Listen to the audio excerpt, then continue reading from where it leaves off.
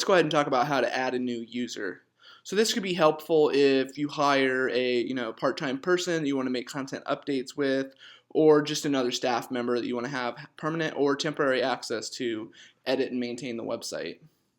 So in order to do this, all you have to do is hover over Users and select Add New User, or optionally, if you hover over Admin, you can click on User Accounts, and both of those will take you to the same place. So I'm going to go ahead and click User Accounts. And this will take me over to the User Accounts section of the site. You can see right now we don't have any current users, so we can go ahead and just add a new one. In the same area, you're able to remove users and unauthorized users as well, but we'll cover that later.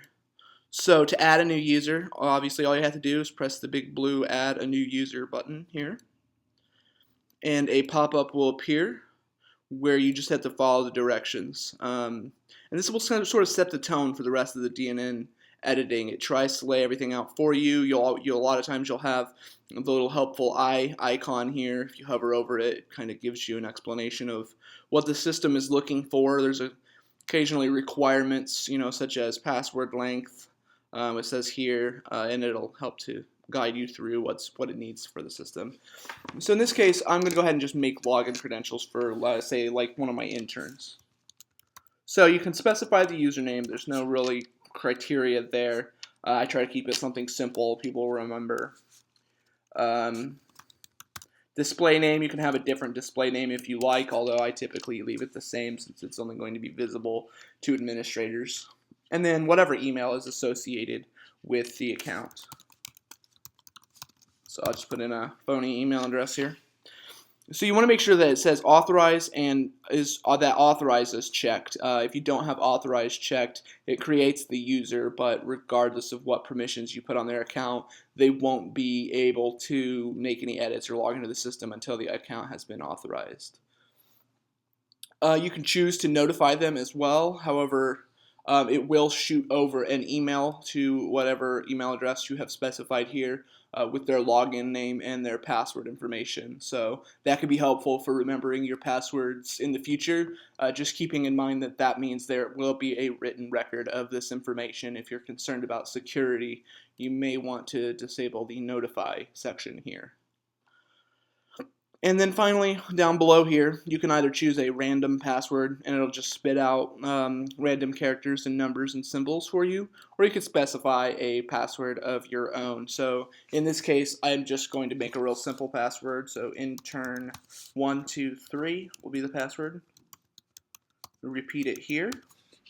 And system says that this is a fair password. Gives you some tips on making more secure passwords. Typically speaking, you don't really have much to worry about. I don't think the average hacker is going to be going after the small business website.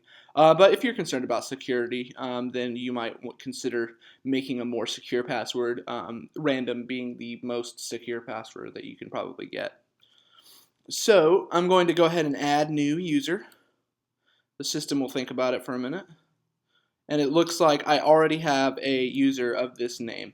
So if you already have it, you can't have duplicate users of the name. So I already, in my system, I already have a username and role for intern. So all it's asking me to do is specify a different username for that. And once I push add new user, it will allow me to create it. Evidently, I had an intern 2 as well.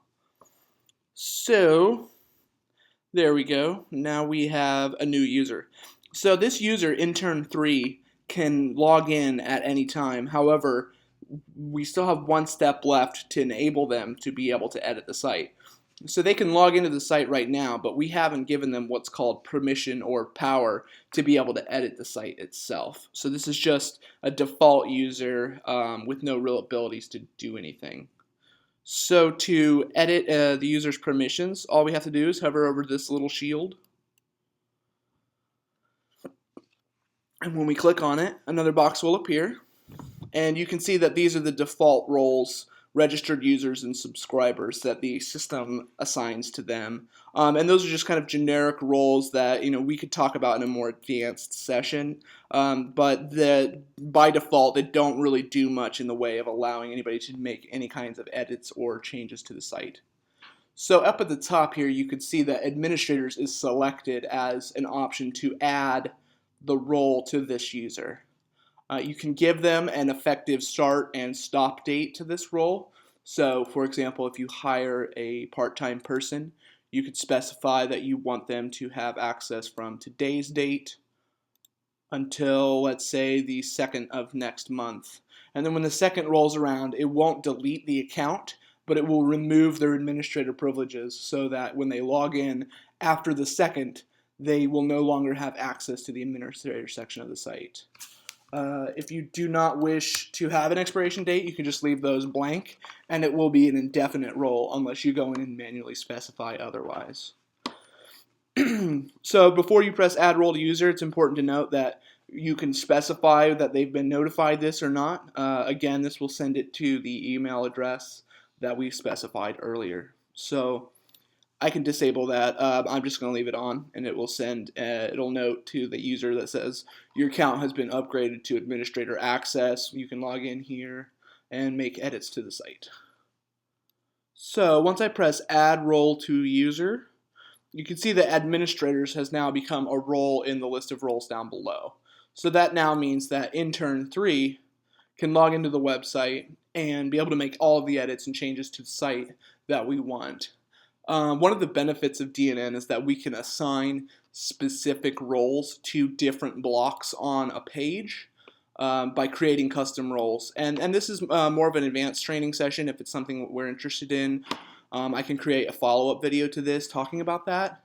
But basically what you can do is you can say, I want interns to be able to only access the slideshow and only edit the slideshow. So when they log in, they would only see an edit button for the slideshow itself, and the remainder of the content on the site can continue to be locked out from them editing it. And you mix and match those types of permissions on a block by block basis.